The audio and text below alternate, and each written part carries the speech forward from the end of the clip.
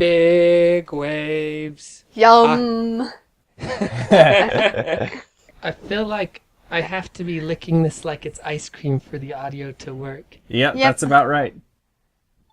Why would we create technology that it doesn't work unless you're making out with it? Because that's the best technology.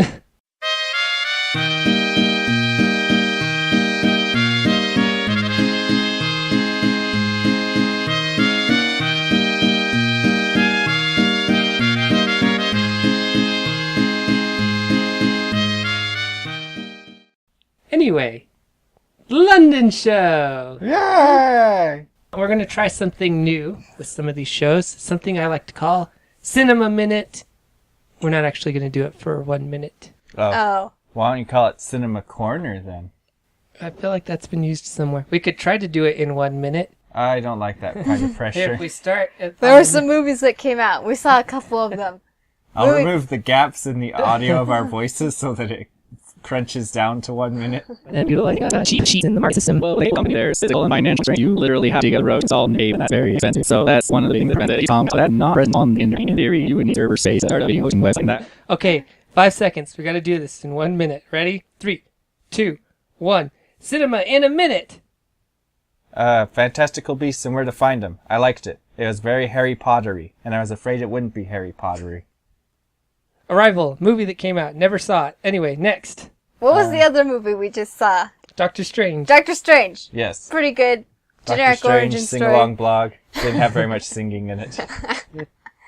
I wish it was Stranger. That was pretty cool. XMen Apocalypse. Saw that recently. That's been out for a while. It was, it's an X-Men movie. Yep. The writing felt really lazy in some parts. The plotting, I should say. Not necessarily the writing, but the plotting. Okay, the Cinema Minute business is terrible. Let's just do regular Cinema Corner. Yeah, I was gonna say, this isn't our style. I just wanted to do it for fun, see how much we could cram in there in 60 seconds. Okay. So, it sounded like you had a good thread going there with X-Men Apocalypse. Yeah. Let's return to that. Okay, it doesn't help that I watched the CinemaSins for it before watching it, so I already went into it with a bit of a cynical attitude. A bias. Uh-huh. I had forgone all of that stuff because I just wanted to watch it from a pure aspect, and I found that I was able to critique it from my own ideas and from my own evaluations. I kind of liked that. It was kind of a neat contrast. You went in with the cynical bias. Well, I kind of had the same thing, like, it's not going to be that good, and it wasn't. I mean, I don't know what anyone was expecting. No, it's the reboots. They're better. They're the cool ones. Could have used more Hugh Jackman. Yeah. You always hope that something in there will be interesting or entertaining. Like, maybe Jennifer Lawrence's character will be interesting. Not really. They needed more Magneto Professor X interactions. Okay. Yeah, because that's kind of like the whole thing with the X-Men is those two, and they didn't really. Yeah, they didn't have any of that in this one. I think that's also why First Class was so popular, because it was them. Yeah, it was all about those two. Yeah.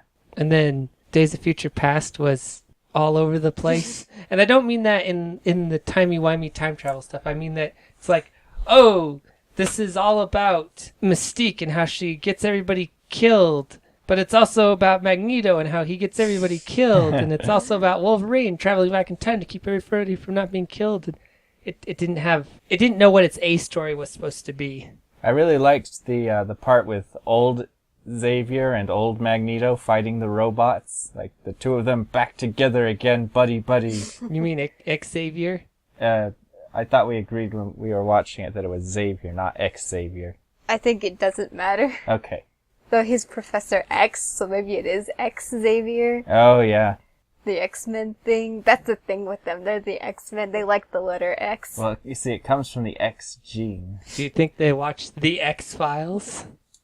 The X-Files was all about the X-Men. Oh, maybe I should watch that. No, The X-Files was all about the G-Men. Reference. Should call it the G-Files. No, because every time you see... No, what they should call it? Aliens. Aliens. Only works if the guy doing the hand motion. Aliens. Anyway, we also saw Doctor Strange and Fantastic Beasts and Where to Find Them. which had a really awkward title drop at the end of the movie. I'm just going to throw that out there. Roll credits.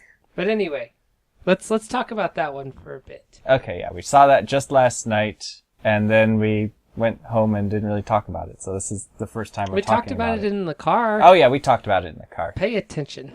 I really enjoyed it. It as I mentioned before when we talked about this in the car, it rubbed me in all the right ways. It had its own story so that it wasn't relying on the rest of the Harry Potter franchise. It stood alone. It didn't rely on him just collecting creatures. There was other things going on, and he just happened to be doing that while other things were going on, and it all tied together in a useful way. I was certain going in that they were going to have gratuitous original cast shove-ins like they did in The Hobbit. Oh. Like, here's Daniel Radcliffe. Dumbledore's telling him the story of the Fantastic Beasts guy. But they didn't do that. I don't think they Harry, had anyone. You once asked me if I had told you everything about my adventures. But I really liked how they handled the Grindelwald. How do you say Grindelwald? Grindelwald. Sorry, Dumbledore. British people. I really liked how they handled that. Well, I think Grindelwald's supposed to be German or something. Because he's Wizard Hitler. Oh. Isn't that what Voldemort is too? He's Wizard Stalin. Oh, that makes more sense now. The mustache gave it away. I'm starting to get this idea that J.K. Rowling kind of simplifies concepts. But the only thing that she was able to turn into a complex idea was the whole house elf oppression thing. And that's only because it's an easy subject to expand upon in today's social activist world. Well, not to get away from the Fantastic Beasts review, but she takes a really controversial stance in that regard, too, where the house elves like being servants to everyone and not being paid. I don't know if they actually like that so much as they're just supposed to say that. Maybe. Or that's just what they're used to. It seems like in the books that was the house elves really pushed that point. No, don't try to free us. We're okay this way. We like this. Well, you could argue that's the But case yeah, with you could any argue oppressed that. people. I turn you to the Mistborn series and the Skav people.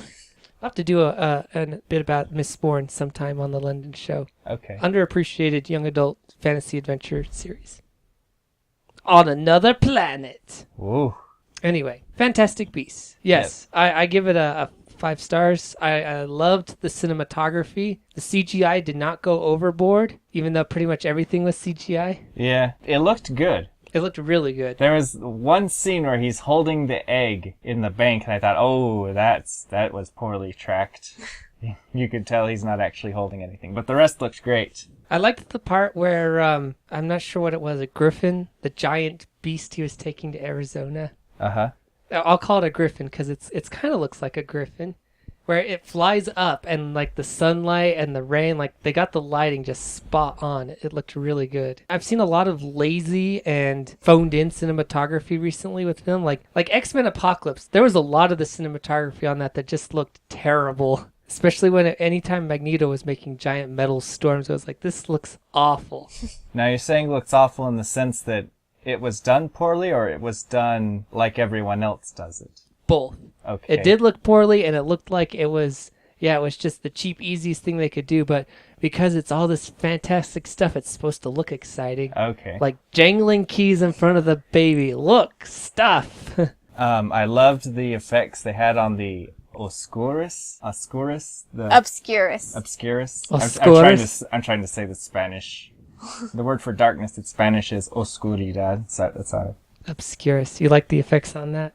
Yeah, that looked really cool. Yeah, it did. The insane loops of smoke and. It was a good design. Yeah, watching X-Men Apocalypse back to back with this was really good because it kind of went from how a movie should not be done to how a movie should be done. It was a good contrast. Yes, X-Men Apocalypse seemed very phoned in on a lot of stuff, and Fantastic Beasts seemed like there were a lot of people who put legitimate effort into it. They wanted it to look good. They wanted it to be good, to make sense. They loved what they were doing and it showed. Yeah, they had a passion for it. Maybe the fans are becoming filmmakers.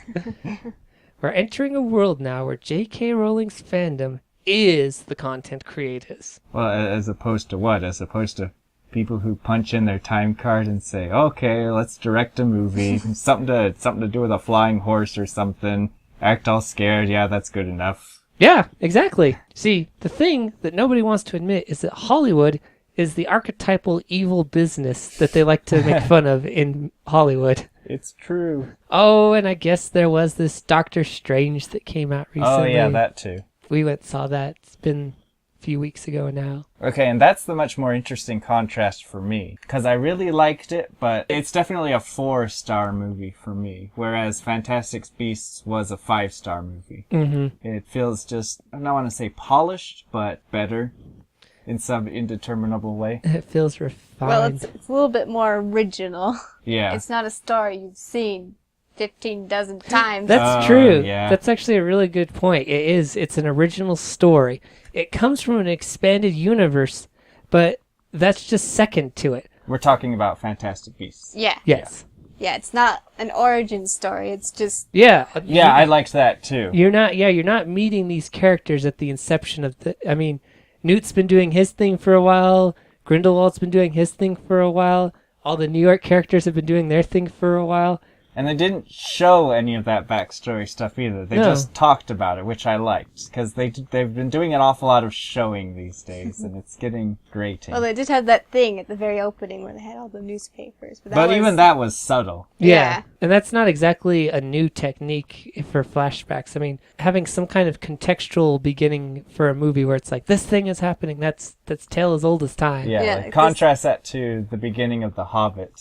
Oh. Where it's when Smaug attacks the Lonely Mountain for the first time, and it's all this stuff, and so-and-so's dying. Well, I think a better example, and it's funny because we haven't watched it, is Suicide Squad. Having not watched it, but having read the reviews, it sounds like the entire first act is just gratuitous flashbacks and backstory, and From what I've heard is it was like a completely different movie, and then the people in charge are like, okay, you need to change this to make it more like other popular movies. And they had to completely recut it. Well, and to get to that point, that's where Fantastic Beast also did well, is that it seems like Rowling had a really big role in this, and that worked to its advantage. She kept it grounded in a way that a board of directors wouldn't be able to. yeah. She didn't go into the Lucas territory of taking her vision too far. She acted as a counter to the studio mentality. I guess we found the happy medium right there then. Get your original creator, artist, what have you, and don't let them go wild with power, but don't let the filmmaker formulaic people go wild either. They need to meet halfway. Uh-huh. And it needs to be a subject matter they love. I always think about that when they hire these directors. We're hiring so-and-so to work on this movie, like the Fast and the Furious director who recently did the new Star Trek. It's like, do you think he even cared? It's like, yeah, I'm doing the movie.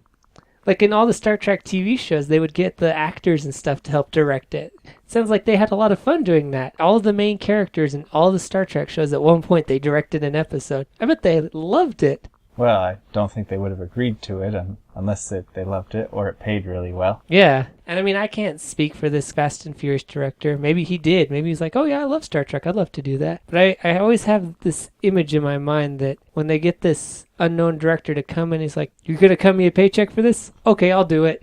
Well, it sounds like they treat the director like one of the stars. So they can say, look at this big name. Well, it's all about marketing. If you can add another dimension to market it, then that's a way to make a lot of money. One day when they get produced, well, they already do. Man of Steel. It's going to be directed by this guy, Zack Snyder, but it's being produced by Christopher Nolan. So, yeah, think about that. Yeah, more of that. Yeah, if it's a big name that's associated, they'll figure out a way to stick it in. Anyway, shall we move on to something else? Okay. This next one, I think you'll appreciate, Robert. This seems to be one of your passions. If you'll take a look. Oh man, I'm so passionate about it. I've mentioned it like 2 or 3 times. Yeah, well, what spawned this topic? Well, okay. So This is Robert's. You talk about it. Oh, this is Robert's topic. Yeah. Okay, yeah. So this is the idea of the microwave 9 button and how it's the most underused of all the buttons. This idea came from the XKCD comic, if you recall that. Yeah. So I sometimes find excuses to use the 9 while entering in a time. So instead of a full minute, it's 59 seconds. Uh-huh. I actually don't remember this XKCD comic. Oh, he touches the 9 button. He says, "Don't worry, I haven't forgotten you." He said, "I felt bad ever since I heard the phrase, as neglected as the microwave 9 button." I'd never heard that phrase until now. Once you mention it, then it's really hard to not think about it when you go to cook. Yep. It's like, oh, I don't ever use the 9 button. Who would cook something for 9 minutes? No one would. Who would cook something for less than a 10-second interval? Yeah. You do It's there 90 so you could have a seconds. complete set, but why would you ever need it? I found myself being a little OCD in recent years about the way I cook my food. Like, I know that if I cook it for this amount of time, it'll be adequate. But if I go just a little bit more, it can be even better. So I've started doing odd numbers. Like, instead of a full minute, I'll do maybe a minute and 3 seconds. Or instead of maybe 45 seconds, I'll do 49. Yeah, there's You went from a minute and 5 seconds to 49? No, he went 43 seconds to 49. Okay. Pay attention. Oh, that's quite a difference. There's a balance there between programming in the perfect number and not caring enough that you can actually cook your meal quickly. Yeah, there's a balance there. It's like, I want my food to taste the optimal best, but I don't want to have to do it more than 2 or 3 times. I just want to get it done, one and done. Yeah. Appreciate your local microwave 9 button. Speaking of microwaving, you know what I love to warm up in the microwave? What? A slice of cheesy pizza. Oh, I love the pizza. Pizza is a pivotal character of Koplaidr, one that we've never really explored, unfortunately. Yes, he's part of a band. I'm not quite sure what they're called. We've done various, like, pizza Yeah. and the pepperonis, or the Yeah, what have we done? That's the only one I've heard, pizza Yeah. and the pepperonis. Pizza and the pepperonis. Pizza's a really short guy with a really deep voice. And a big afro. And a big afro and sunglasses and one of those biker mustaches. Handlebar mustache. Handlebar mustache. And he likes the pizza. And his name is Pizza. He has an interesting backstory. Would you care to enlighten us on this? Well, I don't know if I've ever shared his full backstory before, but I guess this is a good place. Pizza never knew his parents, but they were a part of some Russian experimentation to create superhumans. And when the project closed down, they were trying to destroy all the evidence, including baby Pizza. And so his parents were fleeing on a boat, and Russian officers got to the boat and they threw Pizza into the water where there were sharks swimming around. But it turned out that sharks are actually the kindest and most nurturing of all the ocean wildlife. And so they took Pizza in as their own because they thought he'd been rejected from the humans. And they raised him till he was a little kid, and that's when Pizza was starting to realize that he wasn't like the other sharks. They didn't have to go up for air every few minutes, for one thing, and he was starting to feel bad about that. His shark parents didn't know how to break the news to him. But then a hole opened up in the bottom of the ocean and created a whirlpool, and Pizza got pulled into it, and he was sucked away into the underground civilization of the music people. The mermaids? No,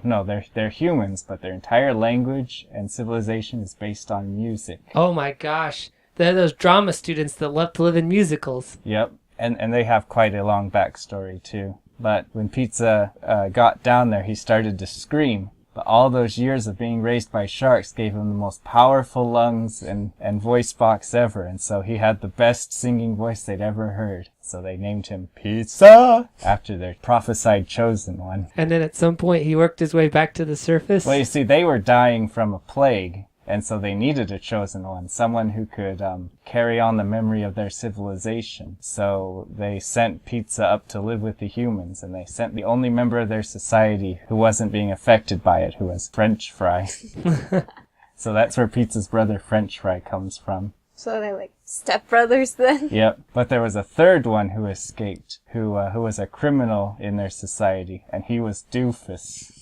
And he created the altar band. Yep, and then he went on to create the evil band that fights against Pizza's band. And then you had it worked out, everybody who was in each other's bands. Uh-huh. So Pizza had French Fry. Well, French Fry wasn't really in the band. Yeah, French Fry wasn't in the band. Oh, he was a groupie. Yeah. So there was Miney, Miney. Yep, Pizza's best friend, Miney. Turn There those was- tables, money. G, and Yo. And Yo. I'm sure they have interesting stories how they eventually ended up in the band, but that's for another time. Well, we know that's more another about time. Miney. Yeah, and then Doofus's band. Doofus has K. And I never knew Ke was evil. Oh yeah, Well, she's in his band. Was Bill? Bill was in the band. Not Bill. Fatty? Bill has quadruple jointed fingers, so he's like the best guitarist ever. That was just with one was finger. Was Fatty the fourth member, or was it someone else? I think it was Fatty. We'll have to do some character art for them in this part of the London show. As some context, these characters were created in Wii Music.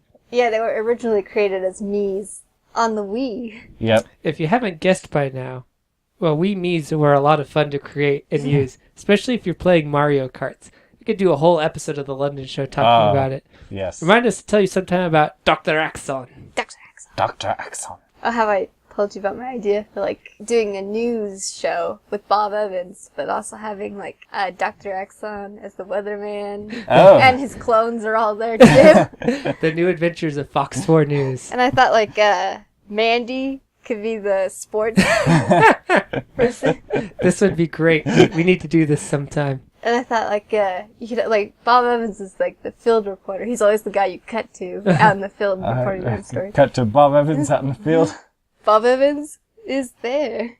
You could animate this like you did Mathematicians, Amy. Yeah, and I thought Minnow would be a good anchor. Oh.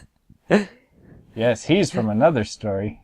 Well, oh man. So I thought it might be fun to, like, try and sprinkle them through other stories. But, Yes. like, yeah. We have a lot of OCs. We do indeed. Well, we're running out of time here on our show. Got a few precious minutes left. And with that time, we should probably talk about our good friend NaNoWriMo. Oh, that guy. What's he up to these Why does he days? always have tacos in his pockets? Now, for those of you out there who have actually made it this far into the London show, All congratulations. one of you. Hi, Mom. I don't think she listens to I don't this. think she does that. NaNoWriMo is short for National Novel Writing Month. Even though it's international now, but Shh. That's not the point. The point is, it takes place every November from November 1st to November 30th. It is a marathon for writers to do a 50,000 word story. It's not a whole lot of restrictions, and it's pretty much self-paced. And my personal opinion is, if you sit down and write something, that's more words than you would have written otherwise. NaNoWriMo is all about getting you to write. But getting to that 50,000 words is such a sweet, sweet victory. And you get all kinds of sweet flair and a printout certificate. If you're into that. We've been doing Nano now for about 10 years. Yeah, about. well, I for when you started. Yeah. Yeah, I started 2006 November, so that was 10 years ago. I was a lowly junior in high school. And then, Robert, did you pick up the following year in 2007? Or was it 2008? Yeah, it was 2008. I did it 3 times before going to Panama, which I did in 2011. So you So would that have would have done been 10, 10, 9, 8. So Okay. I started in 2008. and that's when you started too, Amy. I think so. Yeah, once you got started, we've been doing it consistently ever since. Yep. And I'm going to be 50 years old and I'm going to still be doing Nano. It's kind of, it gives something fun to look forward to every November. By about September, you're starting to get hyped up because, it's almost here. It's like adding a new dimension to Christmas. There's something else exciting to look forward to around this time of the year. By Halloween night, you're like, oh man, it starts tomorrow. Yeah, I love that build up to it. Yeah. Because, I'm going on some kind of adventure this November. Might be really boring or might be really interesting. And that's what NaNoWriMo is about, is it's about going on an adventure. And if it does start out really boring, you can always change things. Yes. One of my favorite, I can't remember how it goes. It's like a quote or something. It says, whenever you get stuck, have aliens attack. I thought it was like have ninjas burst through the door. Yeah. Or have someone with a gun burst through the door. But the principle is essentially the same. When things are stagnating or you're boring, make it exciting. And I actually did that with this last Nano. I'm very, I guess you would say, religious about having an outline and sticking to it. And this year's outline just wasn't doing it for me. So I had a dark god attack. Oh, which And- they tend to do when things get boring. And that really I need messed to have with a it. dark god attack. Well, you follow the line of implications. If they're dark gods, then there must also be light gods. And they must be fighting with each other because, opposites do that. Yes, generally. Oh, so now it's a war. Well, it was already a war. Oh. It just got more exciting. Oh, my trick is I usually have an idea of the plot points. It's not written down or anything, but I have an idea of where the story is going. And so there's usually a lot of parts in there that I'm really interested in. So if things are starting to stagnate, I cut out more and more information to speed me towards those interesting moments. And usually I'm so excited about those that they fill in the required amount of words. Well, and that's something Nano's taught me, is to focus on what makes you excited and write only that. Because, you know, when you're younger, you have a billion ideas and things. You're like, oh, this would be cool, that'd be cool. And you start to realize, well, actually, this isn't very fun to write. Nano kind of helps you narrow your gaze and say, okay, this is what is actually fun to focus on. And when you do that, then the writing process is a lot more enjoyable. So where are you guys at in your word counts? Well, I finally broke 25,000. Oh, I'm a little above 25,000. So let's see, 25,000. I think I'm at 26,000, actually. Oh, you might be ahead of me. You're over the halfway mark, and it's We have 7 days. 7 days from the time of recording this. I just need 2.5 10,000 word days. Oh, gosh. Oh, goodness gracious. Well, that can also be a fun part of Nano. The last Maybe we minute. could do, like, some word wars tomorrow. Oh, maybe, yeah. For, like, a Thanksgiving thing. Alright. First person to 10,000 words wins. We should film ourselves doing it, and it's just us typing. Yeah. Have some action music playing. Get some Well, that crazy could be a Dutch fun angles. thing. Dun, dun, like, you dun, do dun. it all, like, super action-y, like us typing, and then, like, you just cut to us just... Add some camera shake. Christopher's there Falling drinking stuff. a soda. Somebody yawns, stretches, gets up, walks around a little, cracks their knuckles, sits down, starts typing again. Somebody falls asleep at their keyboard. and somebody's watching YouTube. Oh, my favorite Nano meme is Captain Picard shouting, "Why are you on Facebook? You are a writer. You should be writing." You know, like he does. You know. Well, I think that's all for the London show today. Okay. Take us out with some snazzy music. Ba ba da da da dum dum dum. Okay, now that actually needs to be the ending music. All